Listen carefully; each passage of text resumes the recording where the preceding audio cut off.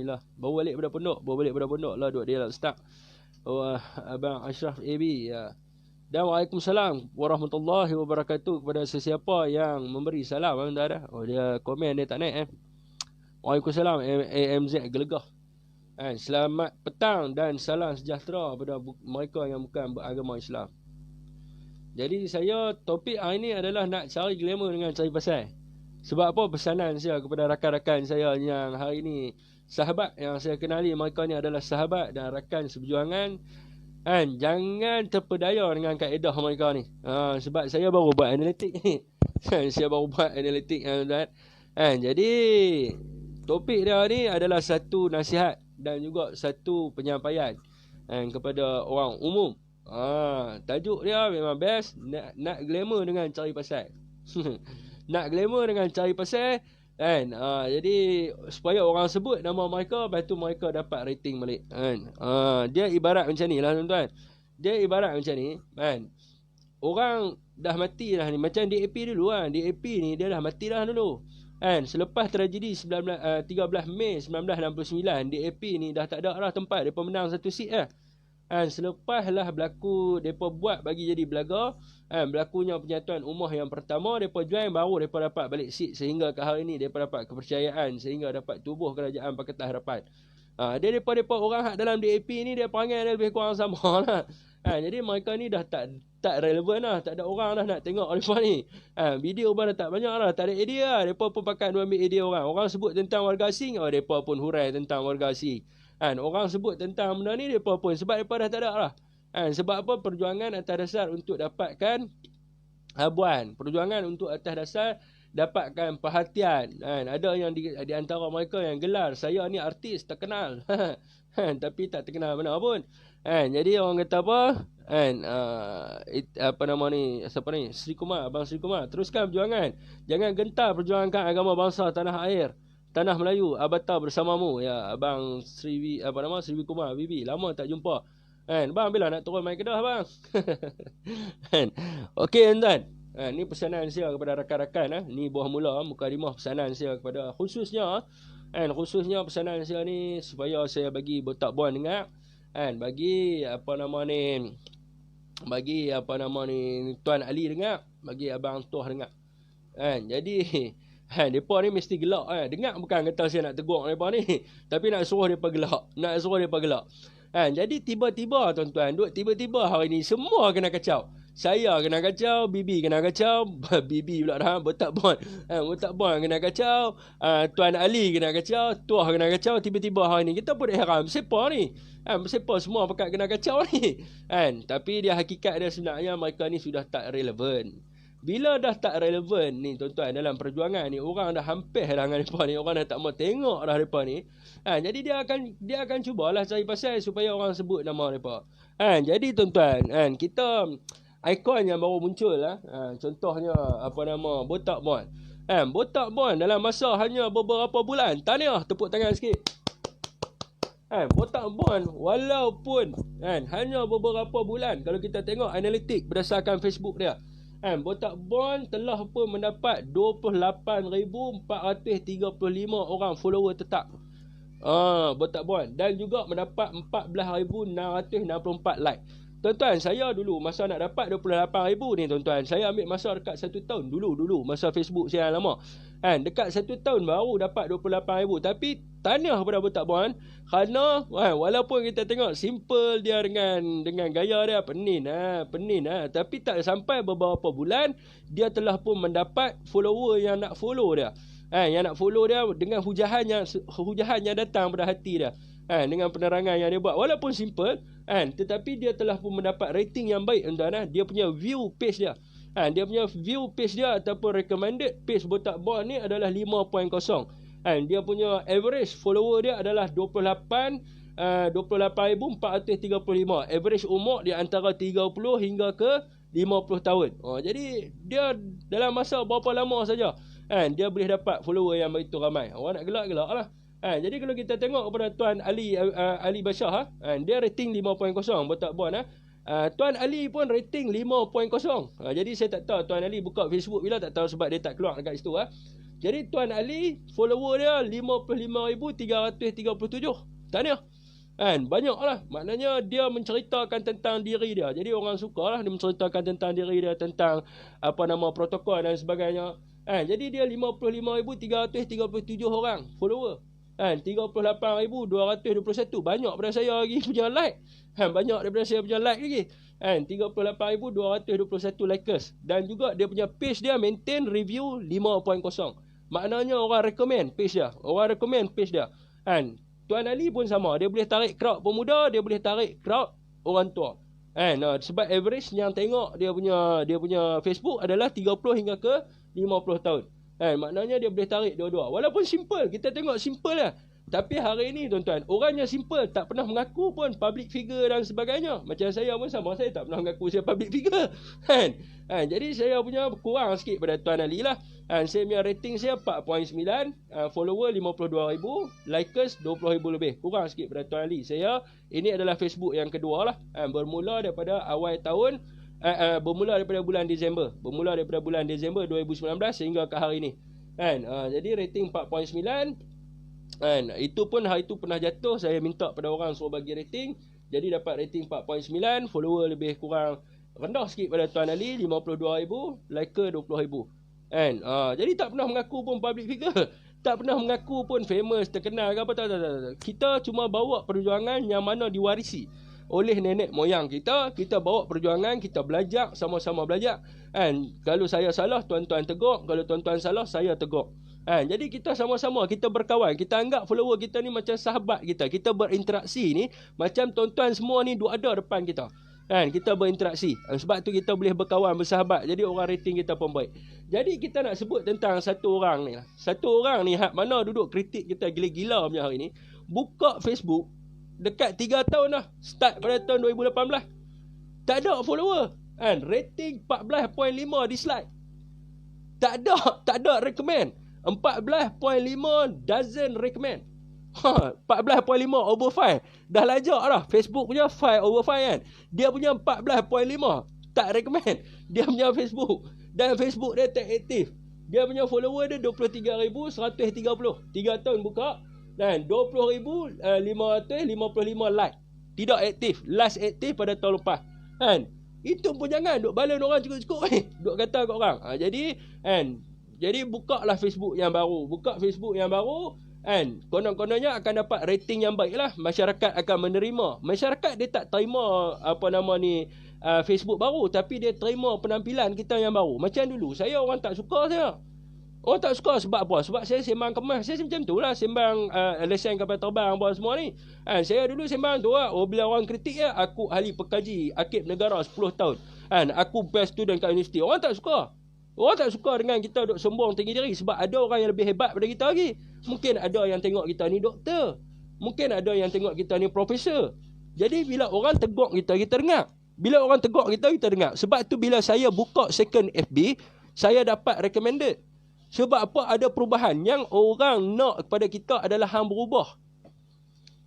Sebab hang, orang tengok hang, orang dengar apa yang hang cakap. Jadi bila hang cakap benda yang pelik, jadi orang tak suka, jadi orang tegur, kita kena dengar. Itulah contoh cara kita nak interaksi. Jadi ni buka lah Facebook baru. Buka Facebook baru pada awal tahun ni. Jadi dapat entah berapa? Rating 1/5. Mana ada orang baru buka Facebook rating 1/5? Tak ada dalam sejarah lagi. Tapi nak menunjukkan bahawa orang benci. Sebab apa tuan-tuan? Nak rating 1/5 ni kurang-kurang kena separuh daripada follower dia. Baru buat rating macam tu, baru dia dapat 1/5. Contoh kalaulah kata follower saya 50,000, 25,000 orang bagi rating yang tidak baik, barulah Facebook akan turunkan sampai 1. Kurang-kurangnya lah, ni mengikut kajian saya lah. Jadi baru buka tak sampai berapa bulan dah. Dah turun rating 1.0. Nampak dekat situ orang nak beritahu orang tak suka. Orang tak suka. Jadi follower 2,678, likers 2,558. Jadi di situ nak abang hantar follower pun tak mau follow dah. Orang dah tak mau dengar dah kabar dia.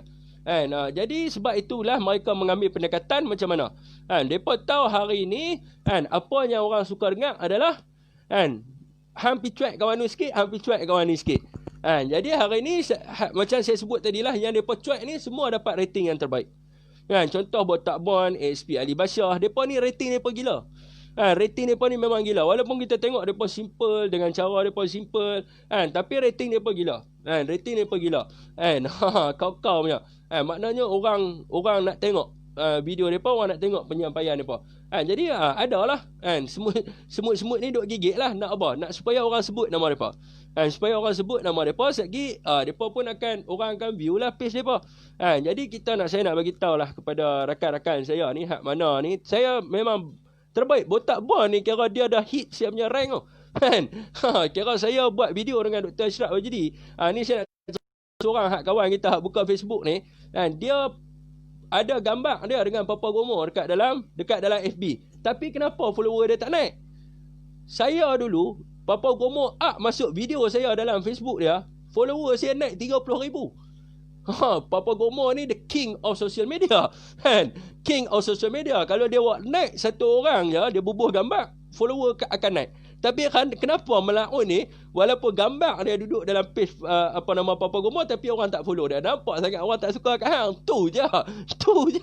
Sebab saya cerita terang, Papa Gomo king of social media. Kalau gambar siapa masuk je, banyak ikon yang Papa Gomo naik. Antaranya adalah saya, ada seorang lagi Emerzen Emil, lepas tu siapa lagi yang Papa Gomo naik. Rasa Tok pun sama agak, saya rasa lama-lama. Jadi hak mana masuk dalam page Papa Gomo ni ada muka keluar, insya-Allah dia punya follower meningkat 30,000. InsyaAllah akan naik punya.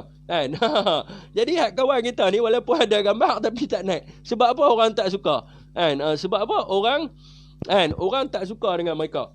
Jadi saya nak bagi pesanan lah kepada rakan-rakan saya ni, terutamanya Bibi, Botak Bon, Tuan Ali. Jadi kita tak payah nak layan mereka ni. Biar mereka seronok sendiri. Kita tak payah nak share, biar mereka mati. Sebab lama-lama saya duk gaji mereka punya rating, lama-lama mereka ni akan diam sendiri. Jadi kita tak perlu nak layan mereka. Biar mereka duk rasa mereka public figure, biar mereka duk rasa mereka artis. Tapi dalam masa yang sama kita tak perlu dah nak sebut pasal mereka. Tak perlu nak sebut pasal mereka, tak perlu nak cerita pasal dia, tak perlu nak share pasal dia. Biar dia mati sendiri. Sebab kaedah hak mereka main ni saja nak penat. Nak penat ni satgi bila dia buat live, kawan ni balas live, aku buat live, satgi orang ni pula balas live. Satgi dia punya orang hak tengok live kita tu, contoh orang hak tengok live kita tu 500 orang, 500 ni akan tengok dia punya feedback pula. Tu kaedah dia pakai. Jadi kita tak perlu nak layan. Tak perlu nak layan, biar dia mampu sendiri. Sebab data membuktikan bahawa mereka ini dah tidak relevan dah dekat dalam sosial media. Mereka tak relevan dah. Kita nak tengok orang tu relevan tak relevan, kita tengok dekat dia punya review. Kalau dia punya review dah melingkup, maknanya orang tak suka. Bukan kita tengok dia punya komen. Dia punya komen dia boleh pakai fake account dan sebagainya. Kita tengok dia punya review. Review ni kurang-kurang nak dapat point review ni, dia kena ada lebih kurang 500 ataupun 600 orang yang recommend ataupun tak recommend. Tapi kalau 1.0 ni, maknanya separuh daripada follower dia tu tidak recommend. Sebab tu dia jatuh, maknanya tak relevan. Jadi orang yang dah mati ni kita tak perlu bagi dia nyawa. Biar dia hilang macam tu. Lama-lama dia akan sap daripada dunia. Sebab orang pun dia duk syok sendiri, duk dia cuba nak menggembirakan diri dia sendiri. Tapi sebenarnya dia dah tak relevan. Jadi saya nasihat saya, tak perlu dah kita nak sentuh pasal depa ni. Sebab ASP Ali dia punya pace lagi rare. Daripada tahanan tanpa bicara, daripada D9 ke tahanan tanpa bicara. Saya buka statistik tadi, oi gila. Pace biasa simple. Dengan burung berkicauan apa bagai, tapi boleh dapat rating macam tu, kira hebat. Kita siap mentelaah buku bagai apa segala ni. Buku perlembagaan apa dia dengan burung berkicauan apa semua tinggi nak mampu. Jadi orang kata apa, Bibi pun steady. Video dia pun hit dekat YouTube. Jadi kita tak perlu dah nak sembang pasal JD ni. Biar dia mati. Biar dia hilang macam tu. Lama dia akan hilang. Lama-lama dia akan senyap. Orang tak layan. Bila dia buka live, dia orang yang buat live ni tuan-tuan, bila dia buat live, dia tengok orang 10 orang je tengok, dia akan hilang dah keyakinan diri dia. Lama-lama dia akan kata, tak apalah, dah tak ada orang nak tengok aku. Dia akan jadi penempek-penempek lah. Lah ni sekarang ni macam tu lah keadaan dia. Jadi tak perlu kita nak layan apa ni. Sampah-sampah ni kita buang. Sampah ni tempat kat mana? Tempat dalam tong sampah. Bukan tempat untuk kita bahaskan. Yang kita nak bahaskan adalah ilmu. Sampah ni kita ambil, buh dalam tong sampah. Dah settle masalah. Yang kita nak bahas adalah ilmu. Ilmu, tu kita bahas. Hak pasal dia, kita tahu dah. Dia ni punya kencing, kita tahu dah. Jadi kita tak perlu dah nak kacau mereka ni. Dia memang mereka ni akan mati terus.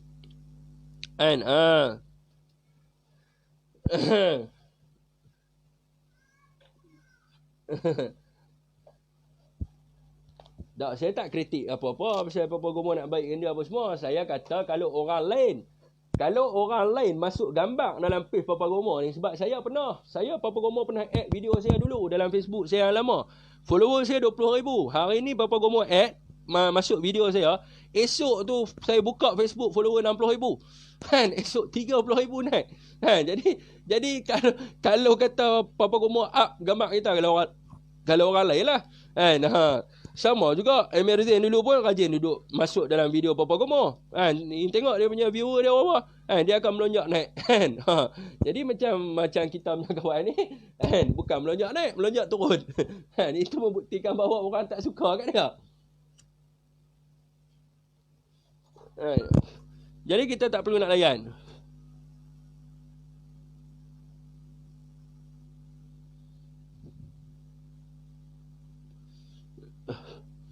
Bangkai kena tanam terus.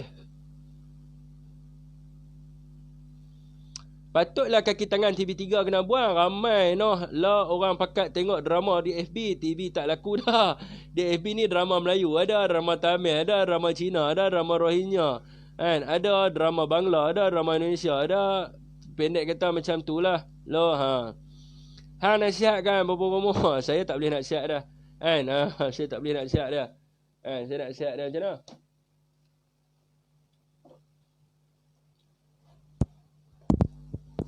Okey tuan-tuan, kacik gigi tak kacik gigi. Tadi masa saya pergi jumpa dengan Tok Guru lah, pergi di Inabah. Saya ada bentang. Saya pun duk ingat, saya duduk dalam politik ni tuan-tuan, sakit jiwa tuan-tuan. Boleh lah nak cakap-cakap buat live macam ni, biasa-biasa boleh lah. Time mengundi kita pangkah lah no.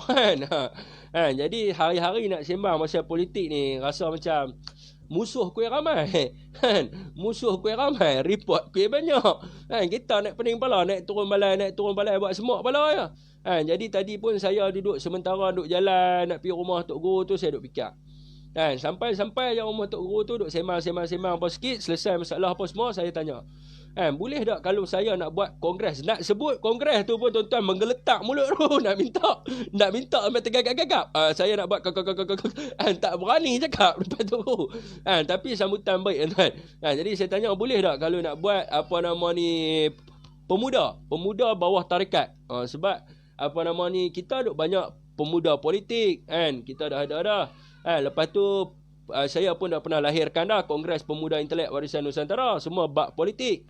Saya pernah lahirkan kongres untuk lawan, bukan kongres, apa nama, The Rise of Islamic Fighter, organisation untuk lawan dengan perjudian, dengan maksiat ni, pelacuran dan juga perjudian ni, di bawah The Rise of Islamic Fighter. Siapa kenal saya dia tahu lama Troif. Ayat moto yang kita pakai adalah man antum waliman antum. Kepada siapa diri kamu dan kepada siapa diri kamu. Logo ada nanti siap naik. Itu adalah logo asal daripada Troif, The Rise of Islamic Fighter. Kita tukar pergi Kongres Pemuda Intelek Warisan Nusantara. Lepas tu saya bawa apa nama yang tak dapat diluluskan adalah Ahli Sunnah wal Jamaah Human Right. Maknanya kita ada human right. Hinraf dia bawa tentang Hinduism, human right. Evangelis dia bawa Kristiani, Christianity human right. Tapi kita belum ada satu pun human right yang berkenaan dengan Islam.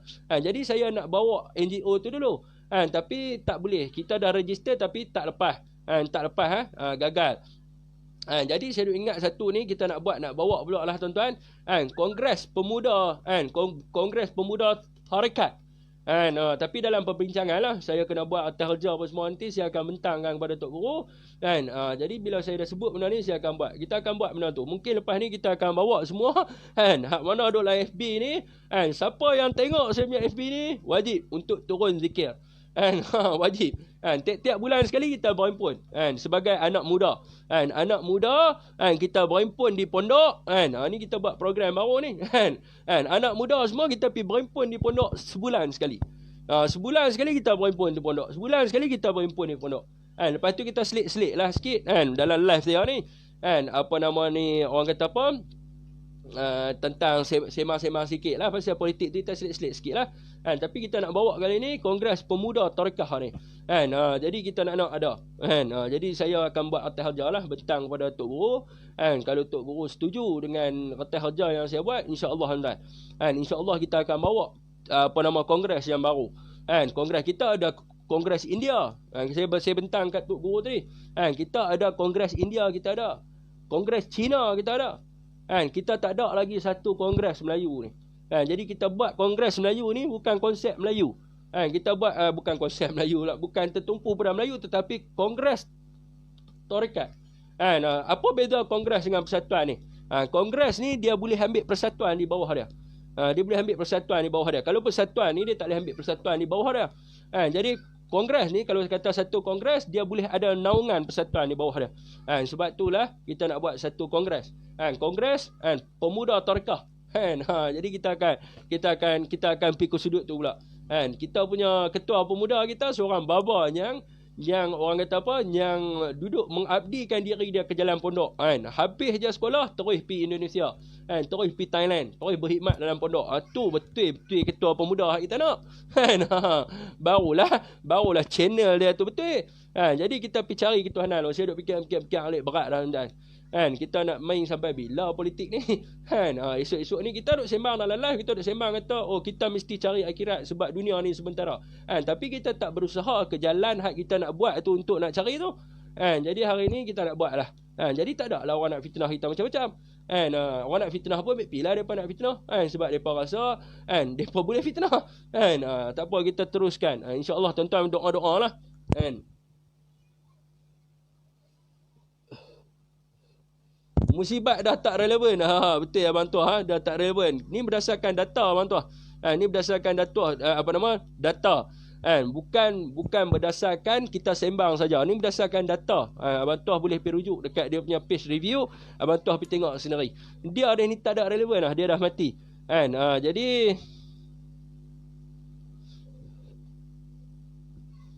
Jadi itu kita selit sikit. Jadi tuan-tuan tolong doa lah tuan-tuan. Tuan-tuan tolong doa bagi berjaya. Sebab saya ni memang niat saya ni, saya nak bawa satu kongres pemuda. Kan, hak mana betul-betul ke jalan yang betul. Maknanya saya daripada dulu niat saya sampai berjumpa dengan Profesor Ibrahim. Apa nama dia? Profesor Ibrahim. Prof. Dr. Ibrahim apa orang untuk buat kongres pemuda intelek dulu. Jadi tak berjaya. Kongres pemuda intelek tak berjaya. Mungkin sebab kita nak cari hak dunia ya, nak cari orang-orang hak yang ada intelektual dia. Jadi pakat duk jadi berdebat dalam tu, siapa lagi hebat. Duk berdebat dalam tu, siapa lagi hebat. Bukan nak jaga sama-sama sendiri. Aku PhD dalam bidang ni, aku master dalam bidang ni. Duk berebut jawatan pula dalam tu. Dalam kongres pemuda intelek. Jadi kita semua pula bubar tu. Banyak sangat cekadak. Sat kawan ni ada master dalam bidang ni, sat PhD dalam bidang ni, hampa nak gaduh kita bubar tu. Ni macam mana presiden ni tak ada PhD pun boleh jadi presiden. Dengan kita sekali dia bertikai. Jadi kita bubar tu. Tak ada masalah apa. Banyak sangat cerita, kita bubar. Lah ni kita nak bawa satu kongres. Kongres yang khusus. Saya pun dah bentang, saya pun dah bagi tahu dekat Pak Guru, dah minta izin pada dia. Pak Guru pun izin untuk buat atas kerja. Jadi kita akan buat atas kerja. Tuan-tuan doa-doakanlah semoga berjaya benda ni. Bila berjaya benda ni, yang pentingnya kita nak didik jiwa anak muda ni. Kita nak didik jati diri. Macam mana saya yang tuan-tuan kenal dulu.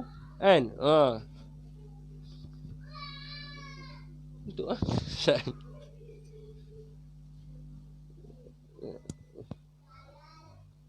Mem lintas nak stop Ustaz. Mem. Okey. Jadi macam mana saya hak tuan-tuan kenal dulu. Kan tuan-tuan kenal saya mungkin hak dalam ni follower hak lama-lama dia kenal saya dulu macam mana Malaun Sekok ni hak sombong gila babi, hak riak gila babi, hak tinggi diri tak pernah jatuh oi. Tak ada siapa boleh debat kan dia. Dia kira dia je betul, tak ada siapa betul. Kan macam mana dia boleh berubah kan duduk dalam yang mana dia boleh menghormati orang lain. Dulu tak ada orang tua masuk dengan dia pun dengan orang tua tu sekali dia tibai. Kan? Jadi macam mana dia ni boleh dibentuk kan yang mana apa nama ni ramai orang kata budak ni tak boleh bentuk dah. Budak ni tak boleh bentuk sebab dia duk betul kat dia. Jadi macam mana dia boleh bentuk? Nak tahu? Joinlah Kongres Pemuda. Hantar anak-anak tuan-tuan join Kongres Pemuda di bawah Pak Guru. Baru tahu macam mana orang yang bentuk saya ni. Macam mana boleh kenal orang yang bentuk saya ni daripada ketegang nak mampu daripada jahat nak mampu daripada nakal nak mampu daripada duk betul sentiasa tak pernah salah. Macam mana dia boleh lentok bagi jadi tunduk, bagi kenal diri sendiri. Nak kenal kena bila kita tubuh je Kongres Pemuda ni semua kena hantar anak-anak belia-belia ni masuk pergi duduk. Masuk pergi duduk. Barulah kita boleh bina jati diri. Nak bina jati diri ni kena bina dulu. Kena bina dulu hak mana tak terbina ni. Kena bina dulu hak mana tak terbina. Lepas tu baru boleh sembang tentang modal insan, baru boleh sembang tentang jati diri. Kalau tidak tak ada. Kalau tidak tak ada. Sebab apa? Dia orang kata apa? Dia apa nama orang bagi duit je. Lesap. DAP bagi 3,000 je, pi join DAP. Apa nama PKR bagi 4,000 je, join PKR. Jadi dia tak ada dekat situ. Jadi bila kita dah tubuh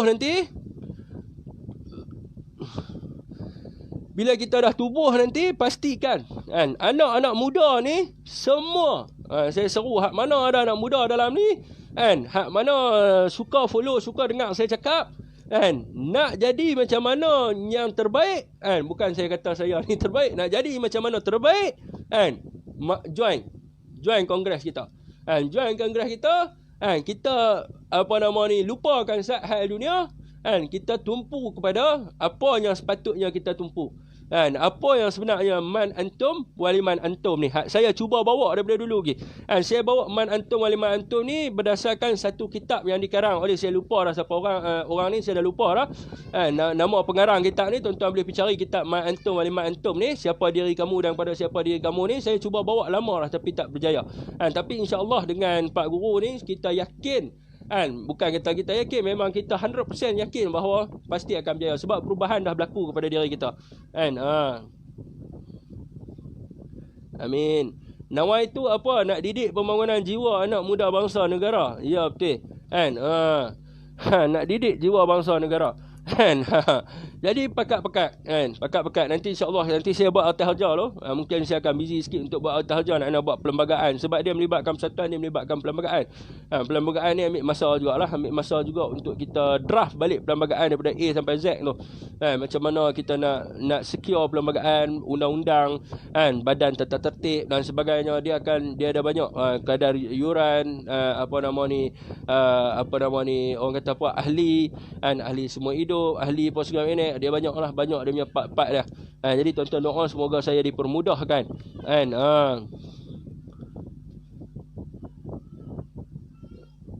TKN khalifah dia Tun Sakaran Dandai, kalau tak silap aku Noh Omar pun TKN. Tarikat Qadrah wa Nasyabandiah. Salam Fik, selamat petang. Selamat petang. Waalaikumsalam warahmatullahi wabarakatuh. Ustaz, Abang Tuah ni, saya setuju sampai bila nak diperhambakan dengan orang politik 100% sokong kongres ni. Terima kasih Abang Tuah QKNG ya. Kita kena ada satu kongres. Satu kongres untuk memartabatkan Islam. Baru ada keberanian kat situ. Tidak tak berani. Jadi bila sebut dia tentang Islam ni, kita ni, tapi bila melibatkan sistem politik ya dandan, tak boleh, kita nak kena terima sebagai contohnya arak. Bila orang tanya ya sebenarnya arak ni kita kena ni sebab kita kaum majmuk dalam Malaysia, macam-macam lah bunyi. Tapi kita tak sedar esok ni kita akan ditanya. Esok kita akan ditanya berdasarkan apa? Berdasarkan undang-undang yang ada dalam negara kita. Negara ni adalah negara Islam. Jadi undang-undang yang terpakai dalam negara ni adalah Perlembagaan Persekutuan, adalah undang yang meletakkan Islam sebagai agama negara. Kan? Mana mungkin satu negara Islam boleh pula membenarkan perjudian, maksiat dan juga arak. Mampu esok pakat jawab dalam kubur. Kan? Pakat jawab dalam kubur. Sebab apa duduk kena tegas. Kan? Saya orang nak kata apa, saya direct saya kata ini adalah berdasarkan perlembagaan. Kita mesti menghormati perlembagaan. Kan? Ramai orang hentam saya, tak boleh Fik, hang mana boleh, hang kena cakap ni, hang kena cakap, hang kena tapih bab-bab ni, bukan boleh mencakap lepas je. Kalau hang nak naik, hang kena cakap, kata aku tak kisah tapisan dunia ni. Kan? Aku tak kisah tapisan dunia ni, hampa nak tapih aku kan, tak mau orang tengok kan. Satgi hang punya viewer akan drop lah sebab hang duduk kritik ni, benda ni melibatkan kerajaan lama, kerajaan lampau, kan? Kerajaan lama, kerajaan baru, kan? Satgi hang takkan naik, orang akan duduk hang di bawah tempurung. Saya tak kisah. Yang pentingnya aku menyatakan kebenaran. Yang pentingnya aku menyatakan kebenaran. Esok bila aku mati, aku boleh jawab aku telah menyatakan kebenaran. Dah bagi tahu dah. Dah bagi tahu dah kata ni negara Islam. Dekat mana kedudukan dia? Hari tu ada seorang nak mendebat. Dia kata Malaysia ni bukan negara Islam. Malaysia ni adalah negara sekular. Saya tanya dia, dekat mana perkataan sekular ni wujud? Diam sampai ke hari ni. Sampai ke hari ni tak ada siapa bagi jawapan kat saya yang kata Malaysia ni negara sekular. Sebab apa? Saya tanya dia landasan perlembagaan. Sama juga macam rakan kita tu, yang JD tu. Dia dulu pun masa dia dalam DAP, dia kata ni bukan negara Islam. Saya nak debat dengan dia. Dia kata ni Malaysia bukan negara Islam berdasarkan perlembagaan. Saya kata tak apalah, ni mic aku nak debat kan. Bulan April tahun 2019. Bulan April tahun 2019. Saya kata mai saya nak debat. Tak berani. Tak berani turun debat. Sama juga dengan puak-puak DAP, tak berani. Saya nak tanya kat mana kedudukan kata Malaysia ni bukan negara Islam. Berdasarkan perlembagaan dan juga berdasarkan perjanjian-perjanjian yang telah wujud sebelum kemerdekaan negara. Jadi pakat tak boleh nak jawab. Jadi bila kata dah kedudukan dalam negara kita ni adalah negara Islam, berdasarkan perkara 3 ni, benda ni tuan-tuan nak faham senang ya. Tuan-tuan perujuk dalam kes Lina Jual, tuan-tuan dah faham dah. Berdasarkan kedudukan Islam agama persekutuan ni, kita nak kena cari takrifan persekutuan ni. Persekutuan ni adalah tertubuh di bawah Perjanjian Persekutuan 1957. Jadi kita kena buka Perjanjian Persekutuan 1957. Jadi dalam Perjanjian Persekutuan 1957 menyebut bahawa apa? The Federation is the sovereign independent country. Dia sebut negara. Jadi persekutuan ni adalah negara. Jadi bila kita rujuk dalam perkara 3 fasal 1, Islam adalah agama negara. Jadi kita tanya balik diri kita. Negara dah negara Islam dah. Termaktub pula tu di dalam perlembagaan negara. Perlembagaan negara pula tu adalah undang-undang yang tertinggi dalam negara. Macam mana tidak mau laksanakan hudud? Macam mana arak boleh berleluasa? Hak mana duk wake up ni? Hak mana duk kata kita boleh ni? Kita boleh minum arak, kita boleh minum arak pula dah. Kita kena bagi arak ni sebab kita nak kena toleransi dengan kaum-kaum lain dan sebagainya. Kita toleransi dengan mereka daripada sudut apa? Daripada sudut kewarganegaraan, bukan daripada sudut untuk berkaitan dengan agama. Kita tidak toleransi berkaitan dengan agama sedangkan termaktub dalam perlembagaan. Mereka bebas daripada segi apa? Mereka bebas daripada segi kewarganegaraan. Apa yang mereka kongsi? Apa yang mereka kongsi dengan kita? Yang mereka kongsi dengan kita adalah warga negara. Itu pun mereka bukan rakyat pada seorang raja. Yang kedua apa lagi? Tidak ada seseorang pun boleh dilucutkan kebebasan dirinya ataupun nyawanya jika tidak mengikut undang-undang. Daripada sudut undang-undang negara ni perlu dilayani sama rata. Apa lagi yang kita berkongsi equality dengan mereka? Daripada pengambilan pejabat awam, tidak boleh mengambil pejabat awam membezakan daripada segi ras dan bangsa. Tidak boleh nak ambil pejabat awam ni nak kena khusus kepada bangsa-bangsa tertentu. Kita berkongsi equality dengan mereka dari sudut situ. Apa lagi yang kita berkongsi dengan mereka? Mereka ada kebebasan bercakap dan bersuara. Itu mereka ada kebebasan. Lepas tu apa lagi yang kita berkongsi dengan mereka? Ni dalam perlembagaan. Kita berkongsi daripada sudut mereka ni ada kebebasan beragama. Mereka boleh menganuti agama mereka. Mereka boleh membina kuil-kuil mereka. Mereka boleh mengutip duit berdasarkan atas tujuan agama mereka. Tetapi mereka tidak boleh menyebarkan agama mereka kepada umat Islam. Ada tak sebut dalam perlembagaan berkaitan dengan arak? Kita berkongsi mereka boleh minum arak dan sebagainya. Tidak ada. Peruntukan dalam perlembagaan menyebut bahawa Islam adalah agama negara.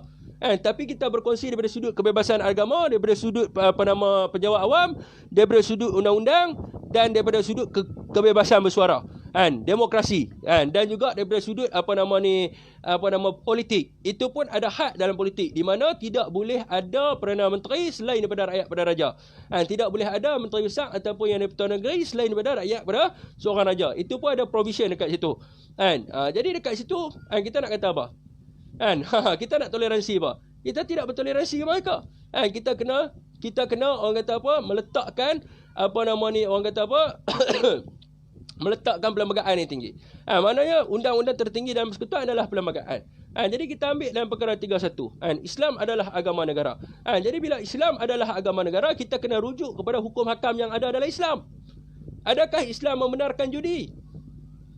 Kita ada menteri agama Islam. Kita ada Yang di-Pertuan Agong sebagai ketua agama Islam. Kita ada Raja-Raja Melayu sebagai ketua agama Islam di setiap-setiap negeri. Mana mungkin negara kita sekular? Itu satu dah. Itu berdasarkan surat Sir Ivan Jennings. Sir Ivan Jennings tulis kepada Tunku Abdul Rahman. Jadi kalau orang nak petikai lah, kalau kata ni negara sekular, mana mungkin Sir Ivan Jennings cakap? Mana mungkin sesuatu negara sekular ini mempunyai menteri bagi sesuatu agama, dan juga mempunyai ketua bagi sesuatu agama. Kita ada menteri agama Islam tak? Kita ada menteri agama Islam. Kita ada Jabatan Kemajuan Agama Islam. Kita ada Yang di-Pertuan Agong sebagai ketua bagi agama Islam. Dan Raja-Raja Melayu adalah ketua bagi agama Islam di setiap negeri. Raja-Raja Melayu. Lepas tu kita ada apa lagi? Kita ada perkara 1211A, Mahkamah Persekutuan dan juga Mahkamah Tinggi tidak boleh mencampuri urusan mahkamah syariah. Jadi dekat situ dah tahu dah bahawa kedudukan agama kita. Jadi kita tanya balik diri kita, adakah Islam membenarkan arak? Adakah Islam membenarkan judi? Adakah Islam membenarkan pelacuran? Jadi siapa di antara kita yang tidak berjuang bersungguh-sungguh untuk mengharamkan arak, untuk mengharamkan pelacuran, untuk mengharamkan perjudian, esok dia jawab dalam kubur. Esok dia jawab, termasuk dengan kepimpinan-kepimpinan kita. Esok menjawab dalam kubur. Sebab apa? Dah terang-terang. Apabila sesuatu negara Islam, mestilah melaksanakan hukum mahkamah agama Islam. Hudud kenapa tidak dilaksanakan? Kenapa hudud negara Islam tapi hudud nak kena tanya kepada orang lain? Kalau negara kita dipimpin ataupun undang-undang dalam negara kita bukan meletakkan Islam sebagai agama negara, kita boleh lagi terselamat dengan cara kita nak kata apa? Sebab kita ni kepimpinan kita bukan Islam. Undang-undang kita pun bukan undang-undang Islam. Jadi kita nak kena pergi tanya mereka. Tapi ni tak ada. Ni terang-terang dah. Kenapa kita tak buat? Kenapa kita tak berjuang? Esok kita nak kena tanya, kenapa setiap di antara kamu yang tengok live Muhammad Syafiq bin Abdul Halim ni, yang tahu kedudukan Islam dalam negara ni, tetapi tidak memperjuangkan tentang hudud, tidak memperjuangkan untuk menghapuskan pelacuran, tidak memperjuang untuk menghapuskan perjudian, tidak memperjuang untuk menghapuskan alkohol dan arak. Sedangkan kamu telah diberitahu daripada sudut undang-undang dalam negara. Sedangkan kamu telah tahu bahawa Islam adalah agama negara. Mati esok tuan. Mati esok nak jawab. Jangan main-main. Jangan main-main buat benda ni.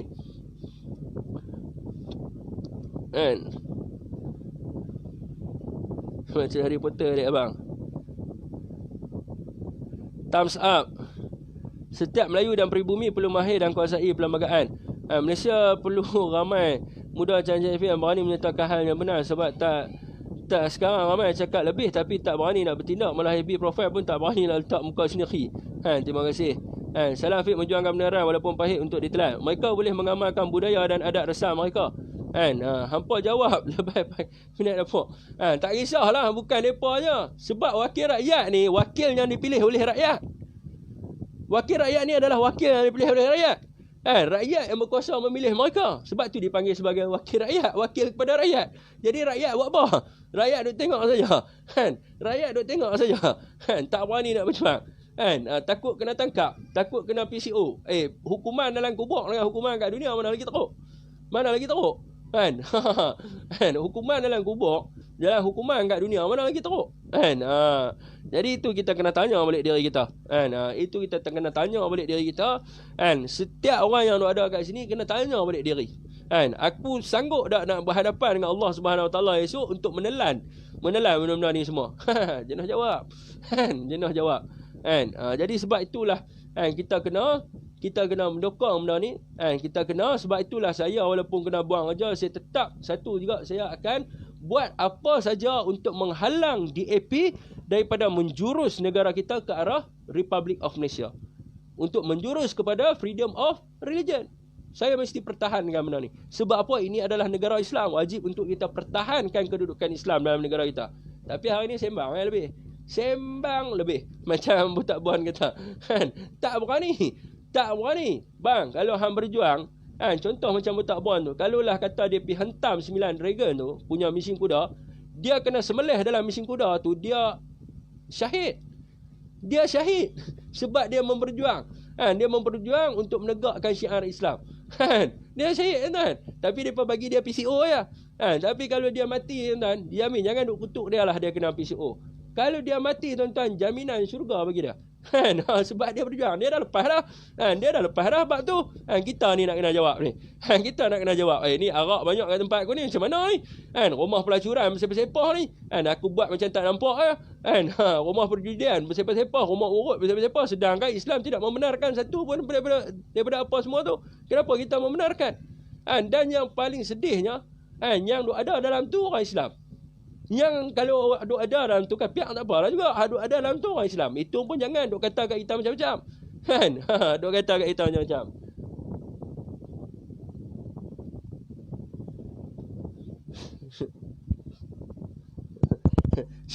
Faris, saya cadangkan wakil rakyat kena masuk kelas perlembagaan, bukan jadi wakil rakyat badut cakap mampu. Bukan wakil rakyat aja bro, kita semua ni menjawab juga, kena berjuang juga. Jangan mengharapkan mereka selagi mana kita ni berkalimah la ilaha illallah. Kita kena jalankan apa yang telah diperintahkan pada kita. Sanggup ke kita nak jawab di sana bila waktunya tiba? Ya betul. Itu sebenarnya hakikat. Ni kita duk main berserah tak boleh, tuan. Tak boleh. Ada kekuatan tak untuk lawan? Ada. Kan, orang lelaki ada kekuatan untuk berlawan, ada kekuatan tak untuk bersuara? Ada. Tetapi kenapa merelakan? Tanya balik diri kita. Tapi kalau berkenaan dengan benda lain, kita boleh post dekat dalam Facebook kita macam-macam. Tapi berkenaan dengan agama, tak boleh nak post. Tak boleh nak condemn, tak boleh nak ni. Kita nak ni. Ramai orang hentam saya bab arak ni semua ni. Tapi saya tetap dengan pendirian saya. Saya tetap sebab saya berpegang pada satu benda. Esok aku mati. Esok aku mati. Sama ada aku mati dibunuh ke, aku mati diambil nyawa aku kan. Tapi setiap manusia akan mati. Dan bila dia mati, hak dia nak bawa tu pergi jumpa dengan Allah Ta'ala tu apa dia? Bukan banglo dia hak ada dalam ni. Bukan duit hak ada dalam di dalam akaun bank dia. Hak dia nak bawa ni adalah apa yang dia buat di dunia ni. Sanggupkah kita nak menghadap Allah SWT ni dengan beban-beban yang kita bawa di dunia? Mati bang. Jenuh jawab. Jenuh jawab, tak masuk lagi dunia-dunia apa nama dosa-dosa hak kita duk buat ni. Dosa-dosa hak kita duk buat ni. Tak termasuk lagi. Baru perhitungan bab tu ya kita dah tersentak.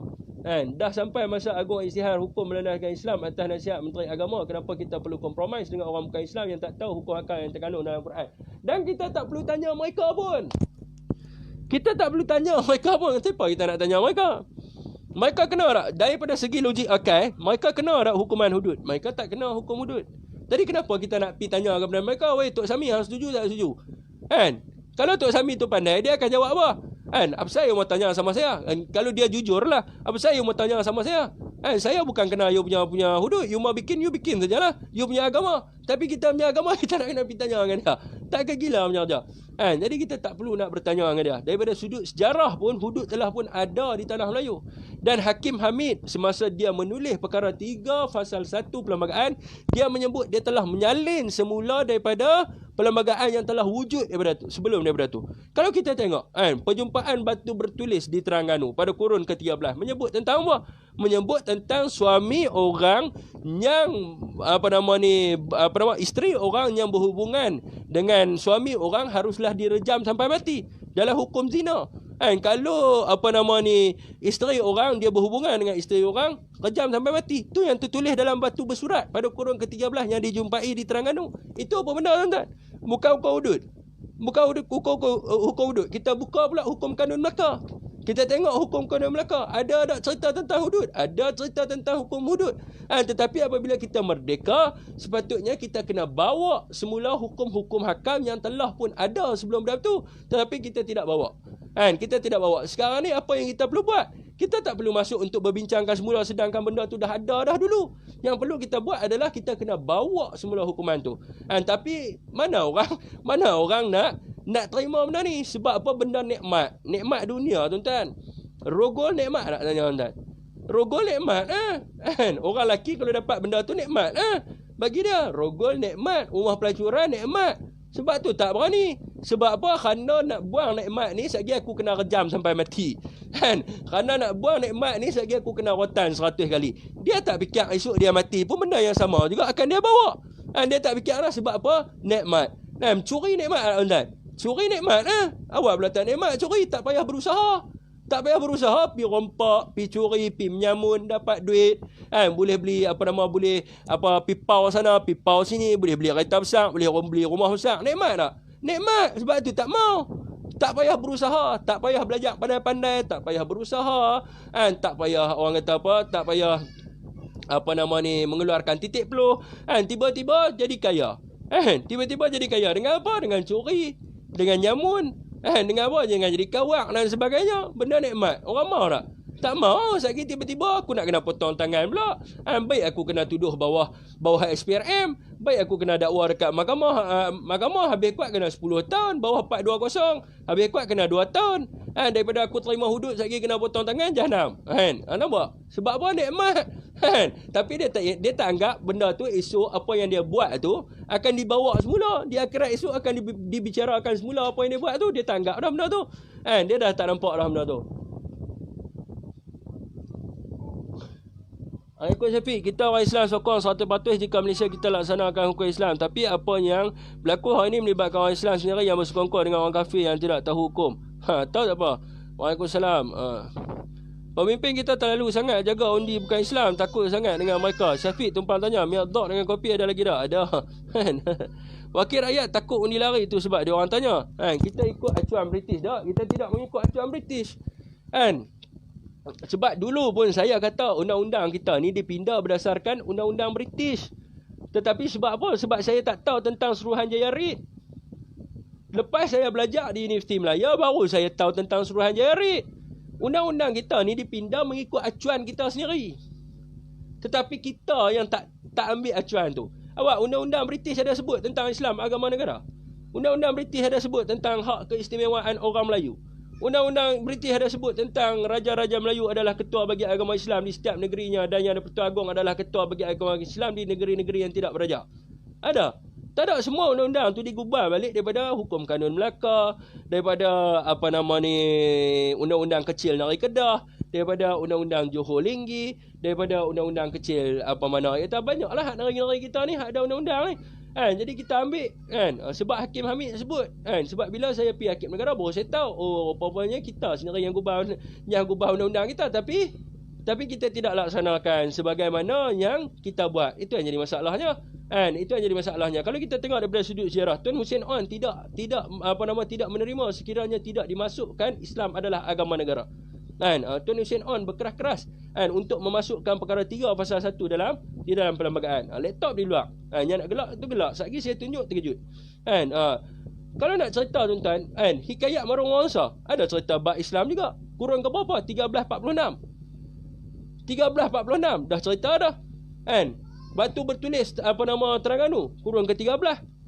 Empire Melaka kurang ke berapa? Semua melaksanakan hukum Islam. Duk gelak apa? Yang duk berperang dulu. Nak mempertahankan kota Kuala Kedah. Siapa dia? Syekh Abdul Somad Al-Palimbani. Yang mati tu berjuang. Bukannya pemimpin politik bang. Hak mati tu ulama besar. Yang berjuang sebagai komando perang. Orang Melayu yang berjuang nak tahan Raja Ligo daripada masuk kota Kuala Kedah ni. Syekh Abdul Somad Al-Palimbani. Kepalanya dipotong. Kepala duk ada di Bangkok, badan duk ada di Petani. Tu bukti dia. Itu bukti dia. Siapa lagi? Bapak dia siapa? Bapak dia mufti pertama Negeri Kedah. Siapa dia? Syekh Abdul Jalil Waliullah Haramullah. Makam dia ada di mana? Makam dia ada di Jitra. Kedah. Itu bukti dia. Yang duk berjuang, yang duk mempertahankan tanah Melayu ni siapa? Ulama-ulama besar. Ulama-ulama besar tanah Melayu. Bukannya orang-orang politik dan juga wakil-wakil akademik kan. Nak gelak-gelak lah, tapi pergi baca sejarah salah silah saya baru baca lah, nanti saya akan publishkan lah, sebab saya nak habiskan dulu satu buku tu kan, salah silah ulama tanah Melayu kan. Dia ada Bani Qurani kan, Bani Al-Qurani ni yang mengajar Al-Quran. Lepas tu Al-Jawi kot, tak silap saya. Ada banyak lah, tapi saya tak habis baca. Nanti saya habis baca, nanti saya publishkan kat dalam FB bagi orang lain baca.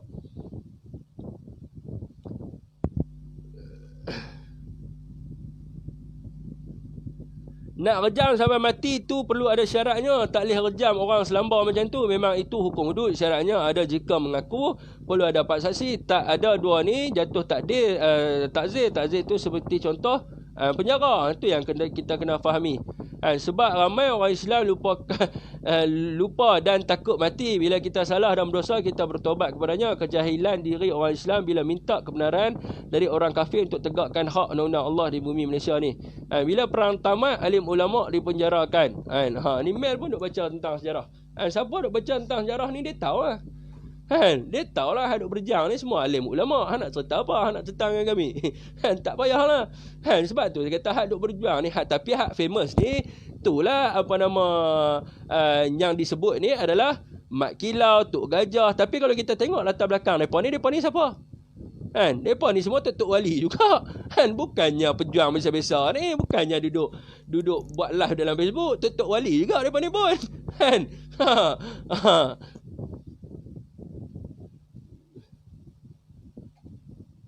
Okey tuan, saya buka untuk berbisi. Saya buka untuk berbisi. Mel mungkin ada dia nak kongsikan ke apa ke. Siapa yang nak berbisi lah, okey apa lah. Nak tengok jam ni.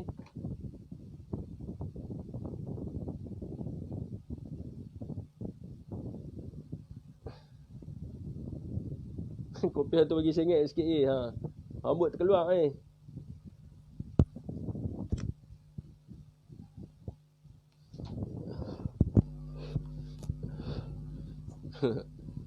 Siapa yang nak berbisi boleh. Kau nak menyatakan hujah dan sebagainya. Ni ada seorang ni, tengok gambar ni tu. Gambar Brigade Al-Qassam tu dekat Facebook. Saya pernah bahas tentang Brigade Al-Qassam ni dulu dalam live saya. Bila orang tanya, mereka kata kebangkitan Ufuk Timur ni akan mai daripada tanah Melayu. Pakat buatlah persatuan ni. Persatuan 313, Panji 313, Panji la ilaha illallah, macam-macam lah. Lepas tu saya tanya mereka, hampa tahu tak ciri-ciri orang yang berjuang untuk Allah ni? Mak saya pernah tanya kepada saya, hang berani tak angkat parang untuk tetap seorang kafir suatu hari nanti? Dia tanya kepada saya tu. Dia tengah tengok filem saya buka filem Tamil daripada perang filem bukan Hindustan. Filem apa? Bukan Uri, apa nama atas satu filem tu lah. Depa perang, bawa parang apa semua naik kuda apa. Jadi mak saya tanya, "Islah, kalau kita perang nanti akhir zaman, hang berani tak untuk berjuang macam ni?" Taubat tuan-tuan. Tak payah sembang tuan-tuan. Tak payah sembang lah. Sekarang ni boleh lah nak buat persatuan apa segala ini, nak berjuang apa. Tapi bila tiba harinya tuan-tuan, orang yang berjuang ni tuan-tuan tengok ciri-ciri dah. Brigade Al-Qassam ni, yang ada seorang hamba kita ni, hamba Allah ni yang pakai gambar Brigade Al-Qassam ni, Izzuddin apa semua ni, tuan-tuan tengok ciri-ciri mereka. Kenapa mereka berani berjuang? Yang pertama ya tuan-tuan, komander perang mereka ni, komander perang mereka ni semua tafiz. Bukan lelaki-lelaki hang nak jadi komander perang. Bukannya hang biasa-biasa, hang ada kroni baru boleh jadi komander perang. Komander perang mereka ni semua tafiz. Semua hafiz. Semua hafiz dengan hafizah. Lepas tu Brigade Al-Qassam ni tuan-tuan, mereka sembahyang pernah tinggal? Sembahyang tak pernah tinggal. Syarat-syarat dia tidak boleh tinggal sembahyang 5 waktu. Mereka tak tinggal sembahyang 5 waktu. Mereka pernah tinggal tahajud tak? Mereka tak tinggal tahajud walaupun satu malam. Mereka tak pernah tinggal tahajud. Hak perang dengan Israel ni. Tuan-tuan tengok balut muka yang tu ingat biasa-biasa nak boleh balut atas kepala yang tu. Mereka tak tinggal solat. Mereka tak tinggal tahajud tiap-tiap malam. Mereka tidak pernah luput dari mulut mereka ni zikir pada setiap waktu. Jadi kita tanya balik diri kita. Pergi tengok di masjid tengok. Hak duk ada tu berapa ramai. Kan dulu saya buat program Brigade Masjid tu kan. Pergi tengok di masjid tu. Sebab tu yang saya kena attack tu. Sebab apa saya bangkitkan pasal isu tu? Saya tanya, cuba pergi tengok di masjid kita berapa sauf. 2 sauf, hak duk ada 2 sauf tu pun hak nak perang tu semua paklong-paklong. Umur 50 ke atas, hak tu lah kalau hak nak tengok di tanah Melayu ni siapa nak perang akhir zaman. Tu pakcik-pakcik tu, hak pakai tongkat apa semua tu. Kan? Hak pegang tongkat, hak duk menggigil kaki, hak tu lah komando-komando perang. Kan? Hak anak muda hak duk sembang badan gah duk main gym ni tak boleh jadi. Tak boleh jadi bang. Kan? Sedangkan pada zaman Rasulullah sendiri pun tentera Islam patah balik. Sedangkan pada zaman kita tu waktu Rasulullah duk ada. Ni pada zaman kita agak-agak hak tak cukup ni di dada ni tak cukup. Agak-agak berapa ramai hak akan patah balik? Bersepah lah patah balik jawapan dia. Hak duk tinggal tu pakcik-pakcik kita lah, hak duduk dengar ceramah di masjid tu. Hak duduk di tiang. Depan-depan ni lah esok hak duduk depan pun. Hak lain mana anak muda pusing. Tiu lari. Kan? Lari. Kan?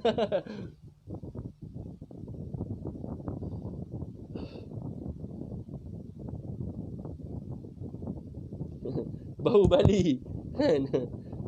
Teori perang, buku Anwar karya Karl von Clausewitz. Depa ni Al-Quran penuh di dada. Yang penting kan. Saya kena ayat tu dulu. Saya dah ingat, saya lupa dah ustaz mana tak kata saya. Dia kata zaman Rasulullah pun ramai hak patah balik. Tu tara Rasulullah duk ada. Kan? Patah balik, tambah zaman lah ni Rasulullah dah wafat berapa ribu tahun, dah agak-agak berapa umat Islam hak berani perang ni ke jalan Allah. Kan? Jangan sembang bang. Jangan sembang. Sebab main dengan nyawa ni, orang lebih sayang nyawa pada agama tu masalah. Kan? Itu masalah tu. Kan?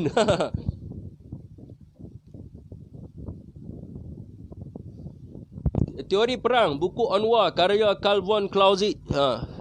Oh, saya duk kata saya lupa dah buku tu pengarang dia siapa. Lupa pula dah, ni duk ada tepi ni ya. Sekejap.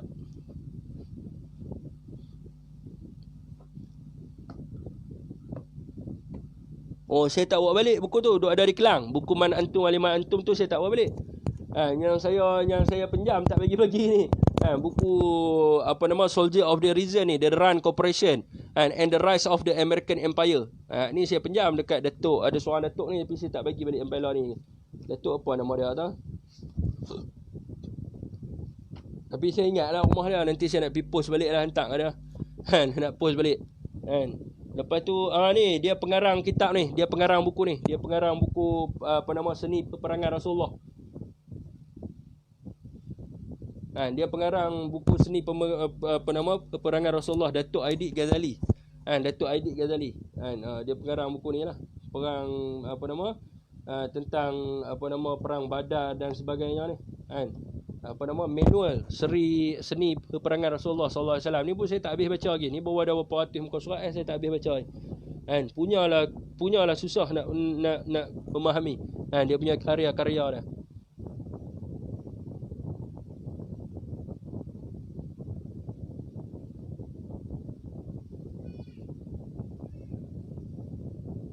Kalau ayah hidup semasa Islam berperang dengan musuh Allah, insya-Allah ayah berani membunuh musuh-musuh Allah dalam peperangan tersebut, insya-Allah. Allahu akbar. Ayah saya yakin. Ayah saya yakin. Sebab apa orang tua-tua ni memang kita dah nampak dah, minta maaf ayah muda lagi. Orang veteran ni memang kita dah nampak dah duk ada dekat dalam masjid. Hak kita risau ni hak pemuda duk sembang macam saya ni lah. Saya pun belum tentu ada orang cakap kat saya tadi tu betul, memang saya pernah buat kesalahan tu. Saya pernah mengakui keluar daripada agama Islam dan sebagainya, tapi saya tak pernah memilih mana-mana agama yang depa duk buat fitnah kata saya masuk Kristian benda ni. Tak ada pun, adalah faktor-faktor tertentu. Sebab tu saya kata orang muda ni lemah. Macam saya pun lemah, baru kena ugut sikit lah. Baru kena ugut sikit lah, dah buat dah lafaz tu. Lepas tu baru nak fikir nak sembahyang taubat dan sebagainya. Saya kata ni, kata kat diri saya, tuan-tuan ingat saya tengok muka siapa dalam live ni? Saya tak nampak muka tuan-tuan, saya nampak muka saya. Tanya orang hak biasa buat live, dia tahulah dia duk bercakap dengan siapa, dia duk bercakap dengan diri dia. Saya duk bercakap ni, saya duk tahu ni, saya duk tengok siapa? Saya duk tengok depan tu, depan ni hak tuan-tuan duk tengok tu muka saya lah. Tuan-tuan nampak muka saya cakap dengan muka saya. Saya cakap dengan muka saya lah. Saya beritahu kat diri saya. Sebab tu setiap hari saya akan upgrade diri saya. Saya akan rasa bersalah dengan apa yang saya buat. Sebab saya duk cakap dengan diri saya, hang ni lemah, hang ni tidak mungkin. Sebab tu saya kata tadi, yang tanya saya, mak saya tanya tuan-tuan kan tanya saya. Mak saya tanya saya, bukan tanya tuan-tuan. Dia tanya saya, kalaulah suatu hari nanti hang ditakdirkan, hang hidup pada zaman akhir zaman, adakah hang sanggup mengangkat perang untuk berperang dengan kafir Allah Ta'ala? Mak saya tanya pada tuan-tuan kan, dia tanya pada saya. Dia tanya saya habaq pada tuan-tuan. Dan saya duk fikir balik, memang berat nah. Kan, memang berat sebab yang nak berperang ni, yang nak membawa kalimah la ilaha illallah ni bukan orang yang biasa-biasa. Bukan orang yang biasa-biasa, sedangkan hak kecil-kecil pun kita tak boleh nak hapus. Kan, ada orang ni berjuang. Kan, hapuskan Arab. Oh, tak boleh lagi kalau aku buat macam ni orang buah aku dalam penjara. Kan, aku akan hilang jawatan aku akan hilang kedudukan aku. Kan, aku akan hilang duit aku takkan dapat pencen dan sebagainya. Macam saya kena buang aja polis tak dapat pencen. Dia bukan anggap dah kata rezeki ni mai daripada Allah. Dia tak fikir dah waktu tu. Sama macam saya agak. Tak fikir pada waktu tu. Tapi di akhirnya kena buang kerja tak? Kena juga buang. Sama juga. Sama juga sebab Tuhan nak tunjuk rezeki ni datang daripada siapa? Rezeki datang daripada aku. Kalau hang berdalih daripada aku, makanya aku sentak daripada hang, hilang nak semua. Hilang semua. Saya pernah hilang tak? Saya pernah hilang kerja. Saya pernah hilang keluarga. Saya pernah hilang rumah. Saya duduk dekat mana? Siapa yang tahu? Semel yang kawan rapat dengan saya ni dia tahu. Saya duduk dalam satu pondok yang kecil. Bukan penjara, lebih kurang macam penjara. 6 bulan saya duduk dalam tu. Saya duduk dalam pondok yang mana dalam tu lah jamban, situlah tempat mandi, situlah tempat ibadah, situlah katil dan sebagainya. 6 bulan Tuhan hukum saya. Macam kena, macam duduk dalam penjara. Dan akhirnya bila saya dekat, saya dapat balik tak? Saya dapat balik lah. Saya dapat kerja, saya dapat anak isteri balik. Saya dapat balik semua yang mana saya hilang. Ni tuan-tuan tengok saya duduk dalam rumah ni. Tuan-tuan ingat saya boleh duduk dalam rumah ni ya? Kalau saya nak cerita macam mana saya boleh dapat rumah ni, saya dapat ni tuan-tuan, doa Tok Guru. Rumah saya masuk ni tak payah buat apa, fully furnished. Aircon semua ada tu, kata berkat Tok Guru ni, berkat Tok Guru lebih daripada orang ni. Saya masuk rumah ni, orang kan masuk rumah nak kena beli almari apa, saya tak payah beli.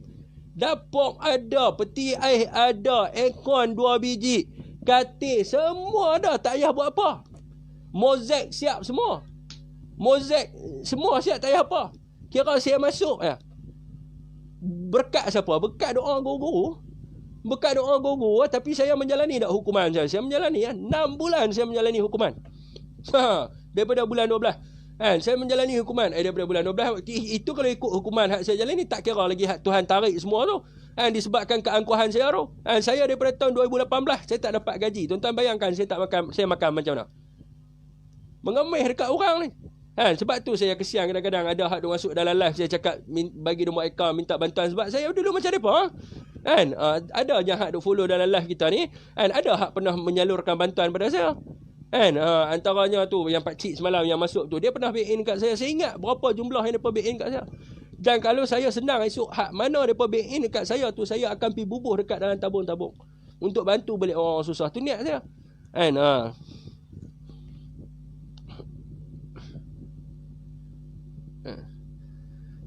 Kebangkitan Islam di akhir zaman, di zaman Imam Al-Mahdi Al-Khassam, aku tak tahulah sebab masih boleh dipertikai lagi. Bila Al-Mahdi keluar time ni memang confirm Syahid Al-Qassam ni brigade bawah Hamas. Bawah Hamas. Hamas kena kaji lagi sejarah dia. Aku tak berapa ikut mereka ni punya claim sebab mereka ni cawangan Ikhwanul Muslimin. Flow pun berpecah bila mereka tertubuh, lepas tu perang sama sendiri antara mereka dengan Fatah. Mereka perang tu dengan tak silap saya, mereka ada perang antara yang grup tu sebab dia cerita dah yang mereka boleh perang ni sebab dia perjanjian dulu daripada dia kena baca balik perjanjian. Dah ada gejatan senjata. Dah ada gejatan senjata, maknanya tidak boleh tembak Gaza. Tidak boleh tembak Gaza. Jadi akan ada gejatan senjata. Jadi bila kata ada satu kumpulan ni, tak silap saya brigade apa atau satu lagi Fatah kot, tak silap saya, depa mula serang. Depa memulakan penyerangan ke atas Israel.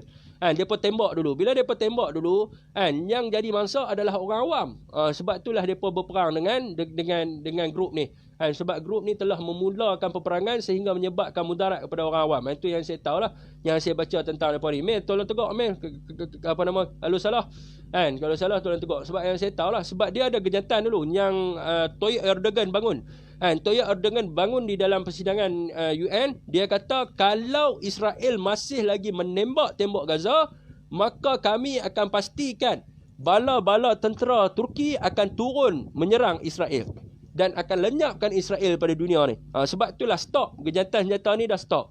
Jadi tidak ada lagi penyerangan ke atas apa nama ni, ke atas tembok Gaza. Lepas tu yang ni yang mula tembak dulu. Jadi bila mereka mula tembak dulu, Israel menggunakan alasan bahawa mereka ini tembak dulu, jadi Israel menyerang orang-orang awam Palestin. Sebab tu yang membangkitkan kemarahan mereka untuk berperang dengan mereka perang dua. Satu dengan Israel, satu mereka berperang dengan grup ni tak silap saya, Fatah ke apa tak silap saya. Dia ada satu grup lagi yang lambang dia kala kuning. Yang ni yang tembak dulu tu.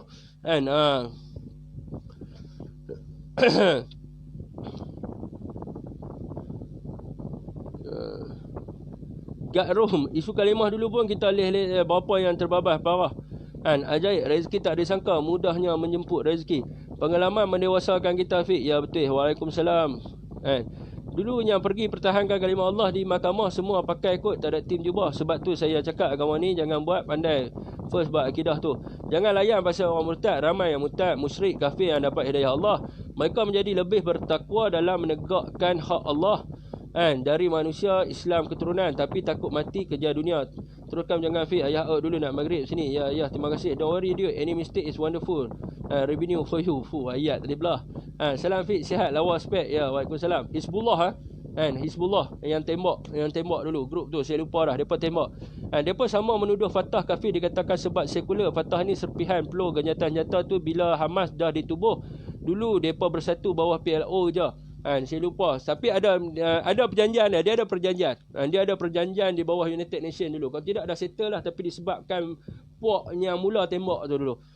Puak yang mula tu tembak. Jadi sehingga ke hari ni lah masih lagi dibom. Sebab kita kena tahu Israel ni. Ni kita nak tengok. Kita nak cerita tentang bab mereka ni. Hebat tak hebat mereka ni. Israel ni mereka kaji tentang apa. Saya pernah cerita kat kawan saya Syamil. Saya duk tengok. Kenapa Israel ni mereka buat bom ni tuan-tuan. Kuasa letupan sama, tapi yang depa buat apa? Depa buat ni bom daripada segi dia punya kelajuan. Depa ada hypersonic cluster bomb. Sebelum tu depa ada supersonic cluster bomb. Lepas tu depa ada apa benda ni tak lagi. Banyaklah cluster bomb. Berpuluh tahun depa duk hentam cluster bomb. Tapi yang herannya orang Palestin ni tak pernah habis, tak pernah pupus di dunia. Jadi bila kita baca kenapa Israel ni depa duk buat bom speed, rupanya bila depa bom tempat tu, pemimpin Hamas tak ada. Depa hantar drone, depa tengok okey pemimpin Hamas duduk dalam bangunan tu. Tapi bila depa bom hari ni, esok pemimpin Hamas yang sama buat sidang akbar. Bila depa bom tak kena, sampai lah ni depa ada supersonic cluster bomb. Hak depa baru tembak baru ni. Supersonic ni dia dalam kelajuan supersonik, kelajuan cahaya, kelajuan cahaya, dia pisap, lepas tu dia pecah, habis satu pekan. Tapi masalahnya tak mati-mati. Depa tembak tak mati, hak mati seorang dua. Jadi depa ni tak puas hati, tu nak kata hebat tu. Hebat depa ni. Jadi Israel ni kalau kita tengok daripada sudut depa punya revolusi bom, depa bukan buat daripada segi kekuatan letupan. Depa buat bom ni daripada segi kelajuan bom. Depa kata Hamas ni boleh lari. Maknanya hari ni Israel ni dah jadi bodoh. Sebab apa dia kata Hamas ni boleh lari dalam kelajuan cahaya. Sebab tu dia buat bom kerajaan cahaya. Sebab dia kata mungkin dia nak bom, jadi depa lari. Hilang. Jadi depa pun duk lawan. Lepas ni tak tahu depa pergi kaji pula berapa speed Tok Imam ni lari. Maknanya Israel ni depa fikir macam mana tau. Depa bukan fikir tentang Tuhan ni. Depa fikir Tok Serban ni dengan jubah apa semua lari. Lepas ni mungkin depa akan hantar teropong akan tengok macam mana Hamas lari. Lepas ni mereka akan hantar, mereka akan buat gerak perlahan ni untuk kaji macam mana mereka ni lari, berapa kelajuan untuk tingkatkan kelajuan bom. Bodoh tak bodoh pok-pok ni kan? Bodoh tak bodoh pok-pok ni.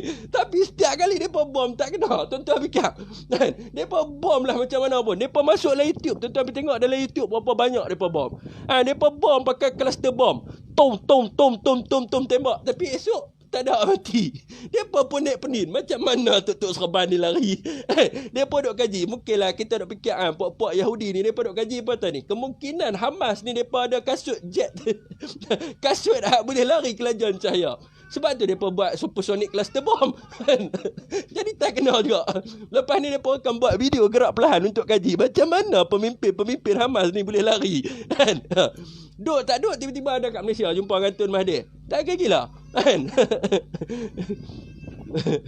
Sebab Hamas ditubuhkan bila Israel bersetuju melepaskan seseorang ulama Israel dan PLO. Kalau tak silap, aku lepaskan 2 orang Mossad ganti dengan pengasas Hamas. Sejak tu jadi parti politik pilihan raya. Sebelum tu PLO berjuang bukan atas nama parti. Jadi PLO ni lah 2 parti. Ni bagi penuh nama PLO tu macam PAS dengan UMNO lah. Cuma Fatah ni PLO yang asal kan. Israel buat bom bedal Gaza. Jadi tikus Makmah dan Iron Man dia ada tunjuk bom Jericho namanya. Tapi bom tu tak pernah kena no. Kan? Saya pernah baca cerita tentang bom ni. Mereka ada banyak. Mereka ada bom. Mula-mula mereka buat cluster bom. Cluster bom ni mula sebab apa mereka buat cluster bom? Sebab mereka tembak bom tu jatuh dia mungkin. Mereka kata mungkin lah tentera Islam ni dapat lari. Jadi dia tertumpu pada satu tempat. Jadi mereka buat cluster bom. Cluster bom ni dia pecah. Dia dia pecah. Jadi tak kena juga. Tak kena juga. Jadi tak kena depa upgrade, depa buat supersonic cluster bomb.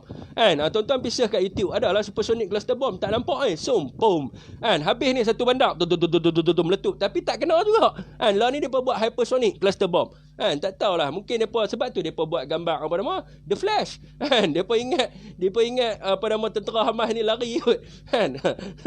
Depa sampai tara tu lah depa nak lawan Yahudi ni. Depa nak lawan dengan Tuhan ni sampai tara tu. Sampai tara tu depa punya kajian depa. Tapi insya-Allah lah tuan-tuan, sampai akhir zaman depa bom takkan kena punya. Takkan kena. Depa bom. Depa pun naik pening dah fikir macam mana kami duk bom tak kena ni. Depa jet depa ni, depa upgrade sampai jadi jet depa panggil jet yang boleh terbang dalam kelajuan hypersonic ya. Al-Kafir. Jet Al-Kafir. Jet ni Israel Turki dah agak. Turki punya nama, jet dia nama Al-Dajjal dengan Al-Setan. Israel nama Al-Kafir. Turki nama Al-Dajjal dengan Al-Setan. Jet hak kelajuan tinggi pun tak kena, tak mati. Jadi apa pun pening lah. Last sekali saya ingat Israel ni, last kali depa serah, depa kata apa dia kuduk bom tak mati-mati ni. Tu yang depa pergi tembak dalam masjid. Tu yang depa pergi tembak dalam masjid, depa turun mungkin tak kena. Mungkin ada depa kata Palestin ada buat apa nama? Depa dah buat cerita, ada buat apa? Ada buat untuk pelindung tak kena kan. Tu depa pergi tembak dalam masjid. Masa Iraq mereka kalah, mereka kata dekat Iraq ada tentera halimunan. Viral video tu dulu, mereka kata reka untuk tutup kekalahan mereka. Mula dah Syafiq punya bayangan macam kartun. Tak, bukan ni saya cerita betul-betul. Tuan-tuan pergi tengok. Tuan-tuan pergi tengok Palestine Liberty Organization kalau tak silap. Aku stand dia PLO. Jadi tuan-tuan pergi tengok. Saya cerita ni ada asas. Tuan-tuan pergi buka lah YouTube, tuan-tuan tengok cluster bomb. Mereka akan tunjuk setiap kali mereka bom, mereka akan masukkan dalam YouTube. Mereka akan tunjuk mereka punya kekuatan mereka. Sama juga baru ni yang kapal USS Wisconsin yang tembak daripada benua ke benua. Dia tembak roket daripada benua India tak silap saya. Dia tembak pergi ke Syria. Dia tembak pergi ke Syria. Dia upload, dia masuk dekat dalam YouTube. Dia kata kami tentera US telah tembak ke arah Syria. Jadi tuan-tuan pergi tengok, ada tak percaya. Wartawan siap ada lagi masa depa tembak roket tu. Depa tembak roket ke Palestin. Keluar som. Wartawan tu ada. Tapi masalahnya lepas depa tembak tu tak ada seorang pun mati. Tu depa duk pening tu. Macam mana ada tembak tak mati ni. Berpuluh tahun tembak. Tuan-tuan bayangkan berpuluh tahun depa bom. Kalau nak ikutkan daripada logik akal, bangsa Palestin ni dah hapus dah di dunia. Tiap-tiap berpuluh tahun daripada bom, macam-macam jenis bom. Dah tak tahu berapa revolusi bom dah daripada kaji. Tapi tak mati-mati. Tak mati-mati. Sila Iblan lepas ni mereka akan buat Team Avenger. Untuk pergi serang. Pak Haji share The Flash Haji. Assalamualaikum Fiq. Nanti check inbox saya ada PM. Ya, terima kasih Abang Nizam Ahmad. Nanti saya akan check. Lau ke apa tuan-tuan? Ke-6. Okey, siapa nak Pak Haji share The Flash Haji. Boleh nanti Noah Ismail boleh tulis tentang ni. The Flash Haji ambil video hak depa tembak tu. The Flash Haji dengan serban lari. Bodoh lah. Bodoh Israel. Israel ni memang bodoh sikit. Depa punya sebab tu depa punya perkajian depa pun bagang-bagang agak sebenarnya. Depa nak memusnahkan Islam ni. Tuan-tuan ingat kajian depa sikit. Saya baca macam-macam kajian depa. Depa buat macam-macam. Depa macam mana depa nak rungkai iman Islam ihsan ni. Depa buat kajian The Dream Theory apa bala segala ni. 3 orang profesor Alfred Bayon, depa ada grup depa. Nama grup ni grup Bayon. Grup Bayon ni, Bayon Israel ni, grup ni untuk perang saraf ke atas umat Islam. Depa akan perang daripada segi psikologi. Kan? Lepas tu mereka ada apa lagi? Macam-macam mereka ada. Tapi tak pernah berjaya. Kan? Saya rasa orang Israel ni, mereka ni dah penat dah tuan. Sebab tu mereka duduk di dinding. Mereka duduk minta. Mereka duduk minta, bagilah, mainlah ilmu. Kan? Tapi tak mai-mai. Kan? Saya duduk kutuk lebih-lebih ni, tengok sekali ada Israel tengok ni sekali dia dah lah Facebook Israel punya lah. Kan? Lagi dia pemain bom kita. Kan? Ada teori 40 tahun saja negara Israel. Kan? Mat Sabu nak order jet Al-Juburi tak sempat. Kan? Dia ada jet tu, Al-Kafir, jet dia hebat juga. Al-Kafir, tuan-tuan pergi baca. Jet ni nama ejaan dia ALKFIR. Tuan-tuan pergi tengok. ALKFIR, Al-Kafir. Itu jet Israel. Jet Israel nama dia Al-Kafir. Kalau kalau apa nama pengebom Turki ada dua. Dia punya Air Force. Satu dipanggil sebagai Al-Setan, satu dipanggil sebagai Al-Dajjal. Itu dia punya squad dia. Tuan-tuan. Tuan-tuan boleh pergi tengok.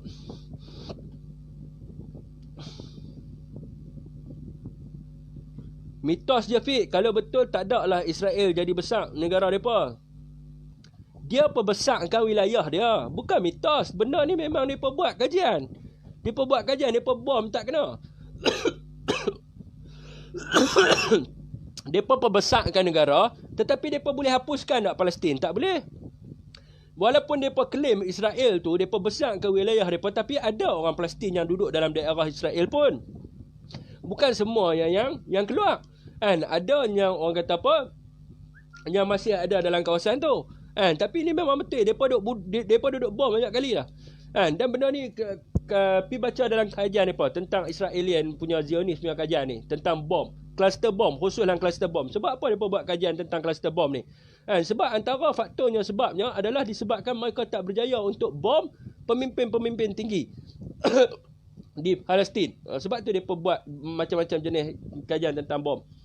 Penulis tentang Intel Israel, orang Israel pada tahun 1990 mengaku Israel tak boleh makan Iraq. Ada upload video dia minggu lepas. Ya, itu tentang apa nama yang hilang di padang pasir tu. Yang hilang di padang pasir dengan yang mereka kata halimunan, dan juga dengan bom yang jatuh tak meletup. Kan?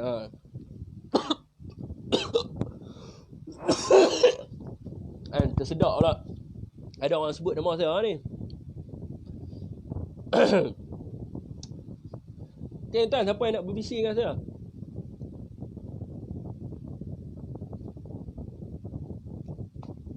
No kalau nak masuk, no. Kenapa negara Islam tak pertahankan Masjidil Al-Aqsa dan Palestin, Hizbullah yang banyak tolong, sedangkan mereka Syiah yang dikatakan bukan Islam?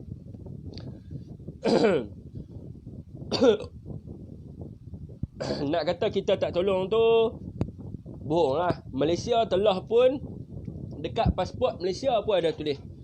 Antara banyak, cuma kita tak terdaya lah daripada segi kita nak pergi menyerang mereka. Tetapi kalau kita tengok sekejap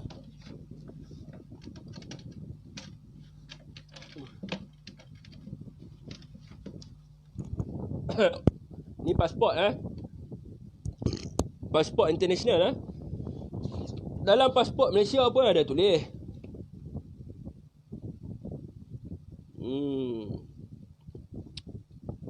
Dekat mana tu saya ada baca. Ditulis pasport ini tidak boleh digunakan di Israel. Mana tu?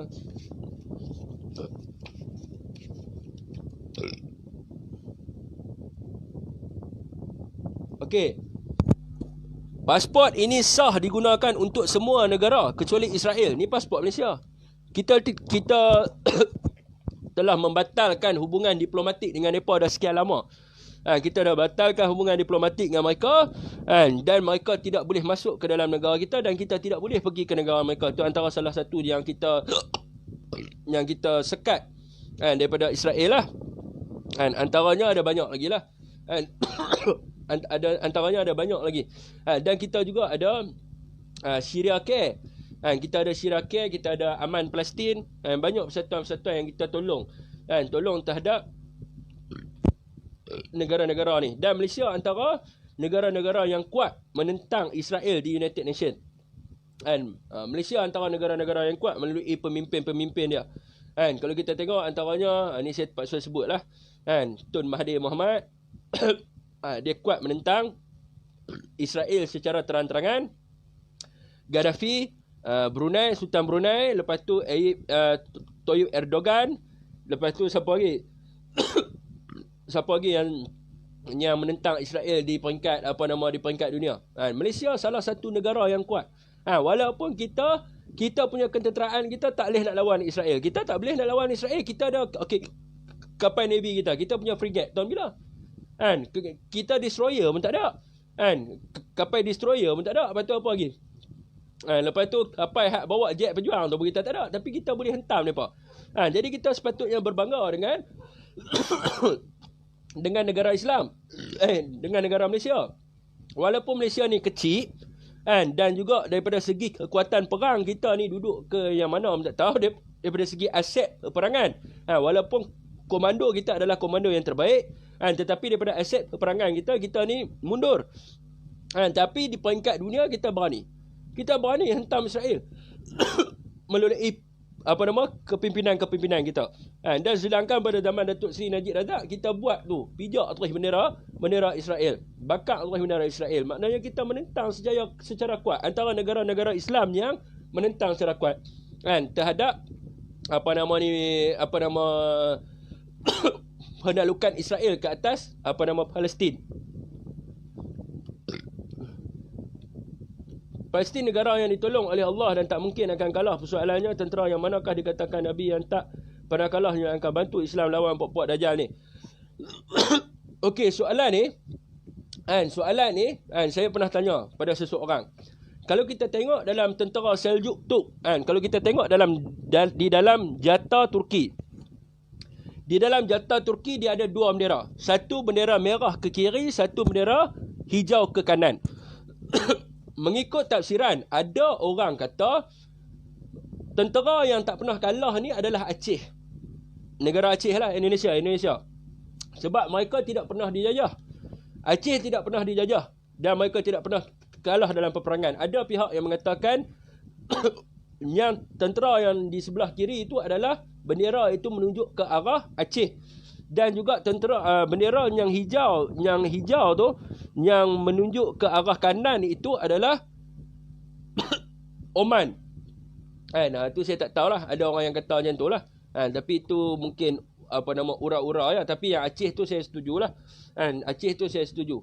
Memang mungkin kebangkitan ni mungkin akan datang pada mereka. Aduh, sedu pula dah. Ayat dah Ustaz Bimna ayat.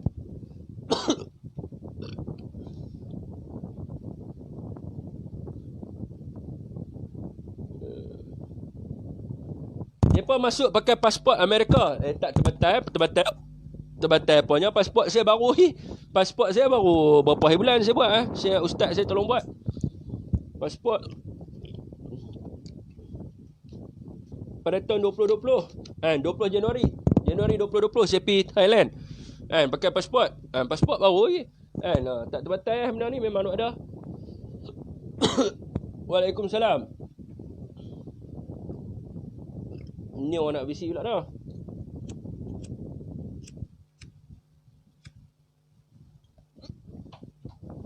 Ni orang nak kata apa, kita tengok.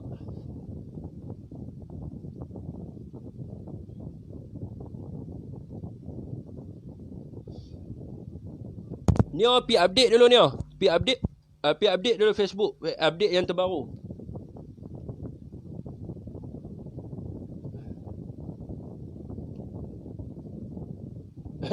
Sedu nak besar lagi tu. Tu lah kena bubuh ni. Kena bubuh kertas.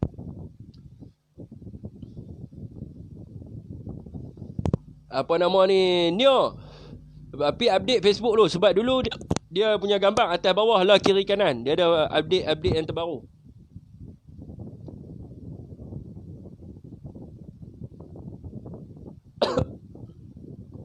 Nio kau nak masuk cepat Nio. Sebab 6 suku kita akan monti lagi 4 minit.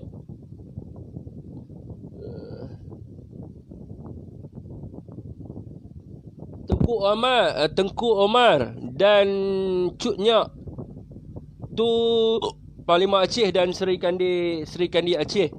Kan? Saya rasa akan mai pada Aceh ke. Kan, akan mai pada Aceh sebab banyak perkajian yang kata akan mai pada Aceh yang disebut tentang The Dungeon of the Black Rider tu. Ramai orang berpendapat, kebanyakannya adalah yang berpendapat mai pada Aceh. Sebab dia sebut negara yang tidak pernah dijajah. Aceh tak pernah kena jajah. Aceh tak pernah kena jajah. Dia tak pernah kena jajah. Cuma dia merdeka tu, dia ada krisis tu sebenarnya, macam mana yang dia boleh merdeka di bawah Indonesia. Sebenarnya dia berdaulat dalam negara dia di dalam Aceh sendiri. Tapi dia ada cerita tentang Pancasila tu. Jadi saya tak baca tentang tu. Ada orang kata tu lah Aceh. Yang kata tu. Sama ada Aceh ataupun negeri Pasai. Negeri Pasai ni, Pasai ni adalah Brunei. Kalau kita tengok Brunei, sebab apa? Brunei ni yang orang nampak sangat sebab dia punya sultan dia sultan pejuang. Dia boleh bawa jet, dia boleh bawa kapal. Dia menguasai 3, darat, lautan dan udara. 3. Sultan Brunei dia menguasai 3. Sebab kalau kita tengok dalam negara Pasai ataupun Raja Pasai ni, dia punya kedudukan dia duduk di Brunei. Duduk di Brunei. Kemungkinan besar Brunei. Brunei dengan Aceh, dua tu lah yang nampak.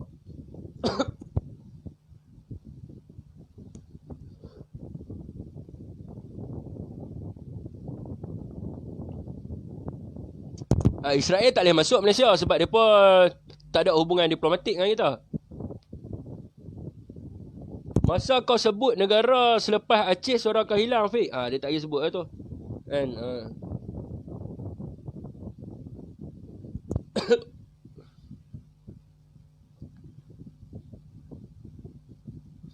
Oh, tak nampak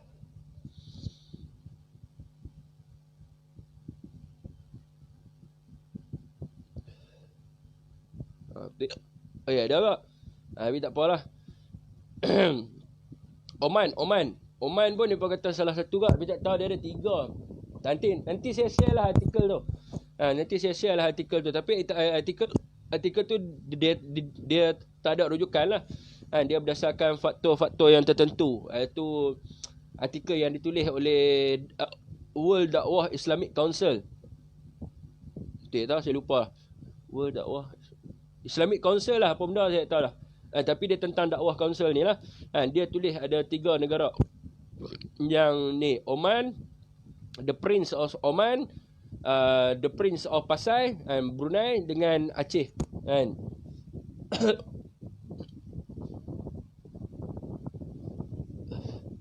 Aceh merdeka kerana ada perjanjian dengan Soekarno, bukan sebab Aceh tunduk kepada Belanda. Ya betul, dia ada perjanjian dengan Soekarno dulu tentang Pancasila tu.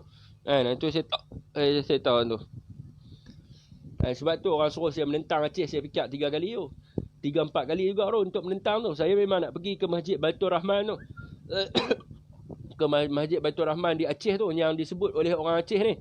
Orang Aceh sebut masjid ni, dia tak kena ombak besar. Masa tsunami dulu dia tak kena. Jadi saya nak pergi di Masjid Baitur Rahman tu. Saya nak pergi tidur 3 hari. Itu niat saya lah. Niat saya nak pergi tidur di sana 3 hari. Di Masjid Baitur Rahman tu. Sebab tu orang suruh saya berjuang menentang Aceh ni. Saya fikir 3-4 kali. Sebab apa? Masa Aceh ni dia ada bagus dia kot, tuan-tuan. Daripada warga asing yang lain. Tuan-tuan ingat masa masa banjir teruk, banjir Pantai Timur. Tuan-tuan kena tahu, masa banjir Pantai Timur ni, sebab saya jadi saksi lah masa tu saya dengan Isma. Kami ada pergi hantar bantuan di Pantai Timur. Jadi Aceh ni depa ada konvoi 4x4. Konvoi 4x4 Persatuan Aceh Malaysia. Jadi Persatuan Peruncit Aceh ni depa hantar setiap satu kedai ni penuh 4x4. Penuh 4x4 ni. Depa hantar barang. Depa hantar barang untuk pergi ke banjir Pantai Timur.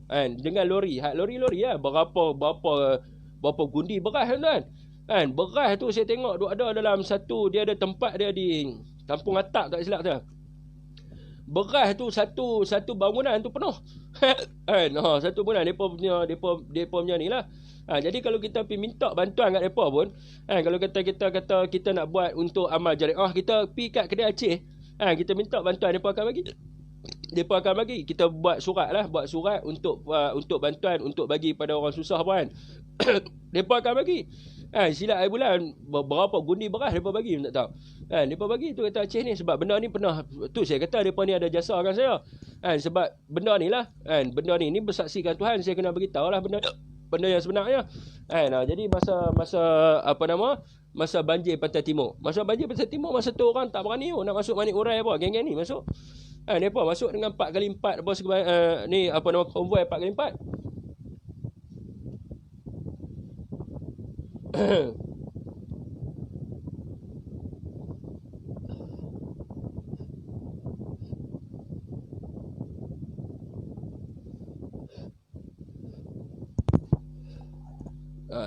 Orang kata apa pasal Aceh Hasan ditiru Panglima gerakan Aceh Merdeka diguruni Belanda dan kerajaan Indonesia. Belanda tak pernah jajah Aceh.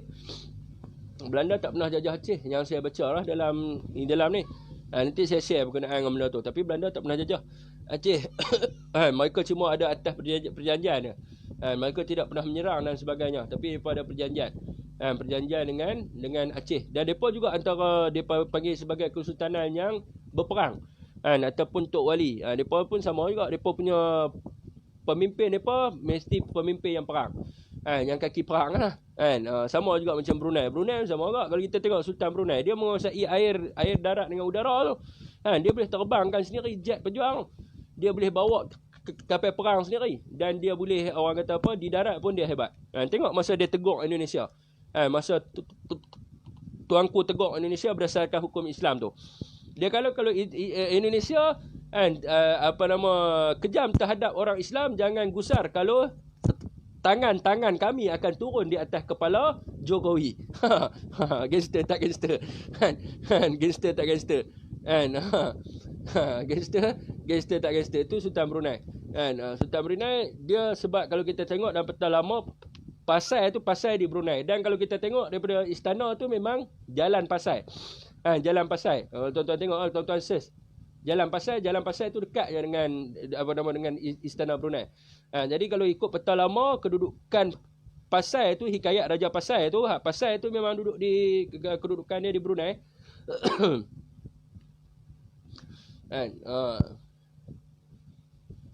Dan ada orang mengatakan bahawa Malaysia ni adalah benteng terakhir umat Islam. Malaysia ni dia jadi benteng. Maknanya sekarang ni dah tak ada dah benteng umat Islam ni. Kira Malaysia ni lah benteng terakhir umat Islam ni. Sebab tu kalau kita tengok daripada sudut Malaysia ni, kita banyak mempertahankan. Bukan kita banyak menyerang, kita banyak mempertahankan umat Islam duduk dalam Malaysia ni. Maknanya kalau kita tolong daripada segi bantuan, kita pertahankan Palestin, Syria dan sebagainya. Sebab tu mereka panggil Malaysia ni adalah pertahanan terakhir umat Islam yang ada. Kalau jatuh Malaysia ni, makanya di Asia Tenggara ni dah tak ada dah benteng. Dah tak ada dah benteng. Hanya tinggal, yang satu-satunya yang tinggal adalah Brunei. Sebab Indonesia mereka adalah kerajaan republik. Mereka adalah kerajaan republik. Mereka tak ada kekuatan kat situ. Betul Fik, ustaz kampung aku ni semua majoriti made in Aceh. Sebab tu orang suruh saya menentang Aceh. Saya fikir 4 kali. Tapi saya takkan menentang lah Aceh. Aceh ni banyak banyak kebaikan mereka ni, orang mereka ni baik lain macam. Mereka ada banyak kebaikan dan mereka ni banyak yang main ni, banyak guru-guru ulama. Okey tuan-tuan, setakat tu saja tuan-tuan, nak tunggu ni apa lama lah. Wabillahi taufiq wa hidayah. Wassalamualaikum warahmatullahi wabarakatuh.